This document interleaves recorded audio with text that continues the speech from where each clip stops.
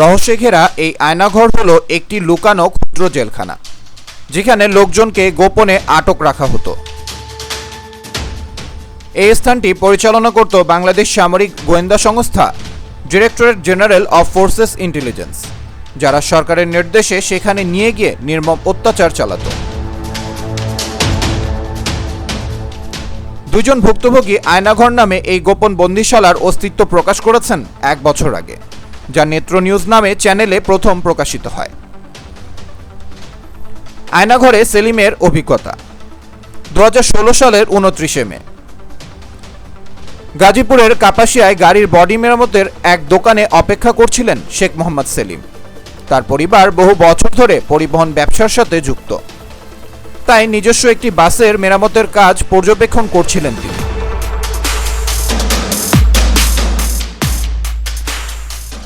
অকস্মাৎ একটি মাইক্রোবাস সেখানে এসে থামল। সেলিমের মনোযোগ টুটল। কিছু বোঝার আগেই মাইক্রোবাস থেকে ৪ থেকে ৫ জন লোক বেরিয়ে এলো। একজনের হাতে মনিটর সহ একটি ডিভাইস ছিল। সেলিমের পকেটে থাকা মোবাইল ফোনটি তখনই বেজে উঠল। তিনি ফোন ধরতে গেলে লোকগুলো বুঝে গেল তারা তাদের লক্ষ্যবস্তু খুঁজে পেয়েছে। একজন এগিয়ে এসে জিজ্ঞেস করল, আপনি কি শেখ মোহাম্মদ সেলিম? সেলিম সম্মতিসূচক মাথা নাড়ালেন। সঙ্গে সঙ্গেই দুই পাশে দুজন লোক তাকে চেপে ধরে তাদের মাইক্রোবাসে তুলে নিল। তার হাত পেছন দিয়ে বেঁধে চোখ ঢেকে টুপি পরিয়ে দেয়া হলো। সেলিমের কোনো ধারণাই ছিল না কারা তাকে ধরে নিয়ে যাচ্ছে, কেন তাকে আটক করা হলো, সেই প্রশ্ন মনের মধ্যে ছিল। কিন্তু কিছুক্ষণের মধ্যেই তাকে আয়নাঘর নামে একটি অবৈধ কারাগারে বন্দী করা হবে, যা পরিচালনা করে বাংলাদেশের প্রতিরক্ষা গোয়েন্দা সংস্থা ডিজিএফআই। সেলিমের গ্রামের বাড়ি কাপাসিয়ায়। তার পরিবার গাড়ির ব্যবসার সাথে জড়িত। মালয়েশিয়ায় যাওয়ার আগে তিনি ঢাকা ও গাজীপুর সড়কে বহুবার বাণিজ্যিক গাড়ি চালিয়েছেন।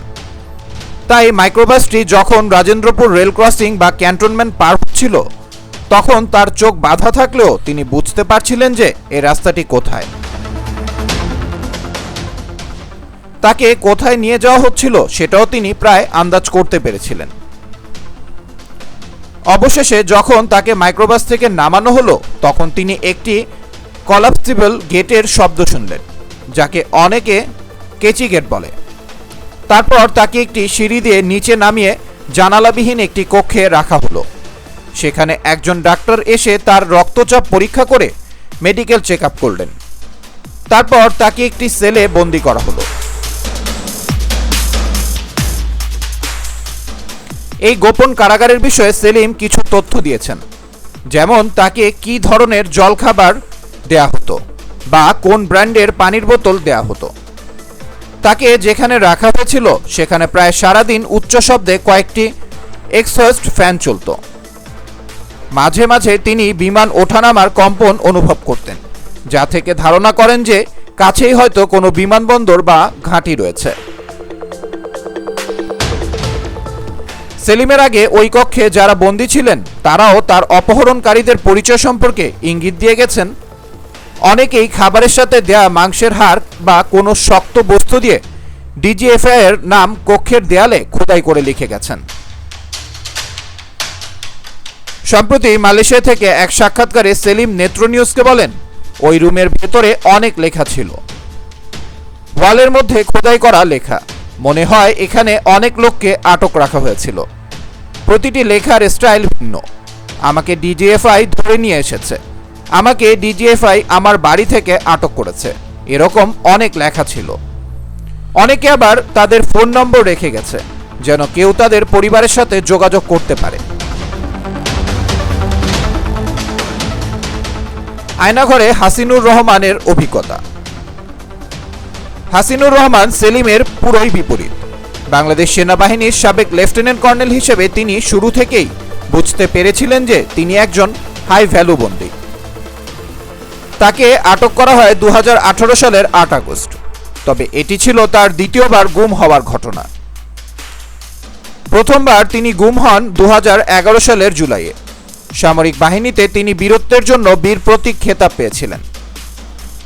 র্যাবের একটি ইউনিটের অধিনায়ক থাকাকালে তিনি অনেক সন্ত্রাসবিরোধী অভিযানের নেতৃত্ব দেন। 2012 সালে 28 বছর চাকরি শেষে তাকে বরখাস্ত করা হয়, কারণ তাকে জঙ্গিবাদে জড়ানোর অভিযোগ করা হয়েছিল, যা তিনি অস্বীকার করেন। মিরপুর ডিওএইচএস এ নিজের বাসা থেকে তাকে যারা 2018 সালে আটক করে তাদের পরনে ছিল পুলিশের গোয়েন্দা শাখা বা ডিবির পোশাক। ডিজিএফআই এর কোনো আইনি ক্ষমতা নেই কাউকে আটক করার, তাই তারা বেসামরিক আইন শৃঙ্খলা রক্ষাকারী বাহিনীর পরিচয় গ্রহণ করে অপহরণ করে। 2018 সালের আগস্টে তাকে তুলে নেয়ার পর হাসিনুর প্রায় 18 মাস নিখোঁজ ছিলেন। 2020 সালের ফেব্রুয়ারিতে তাকে মুক্তি দেওয়া হয়। তখন তিনি গুম হওয়া নিয়ে খুব বেশি কিছু বলেননি, তবে সাম্প্রতিক মাসগুলোতে তিনি সামাজিক যোগাযোগ মাধ্যমে বিভিন্ন ইস্যুতে সরব হয়েছেন। নেত্র নিউজের একজন সম্পাদক তার সাক্ষাৎকারের প্রস্তাব দিলে তিনি সম্মত হন। হাসিনুর তার বন্দিশালার অবস্থান নিয়ে পরিষ্কার বর্ণনা দেন। তিনি বলেন, উত্তরে 14 তলা বিল্ডিং, দক্ষিণে মেস বি, তার মাঝখানে হলো একটা মাঠ, মাঠের মাঝখানে এই কারাগার। এর ঠিক পূর্ব পাশে হলো long area headquarter, station headquarter এবং ইএনসির অফিস। পশ্চিম পাশে হলো এমডি শেড, ডিজিএফআই এর এমডি শেড এবং উত্তর পূর্ব কোণে হলো ডিজিএফআই এর মসজিদ। এই গুম হাউসটার ছদ্মনাম হলো আয়নাঘর।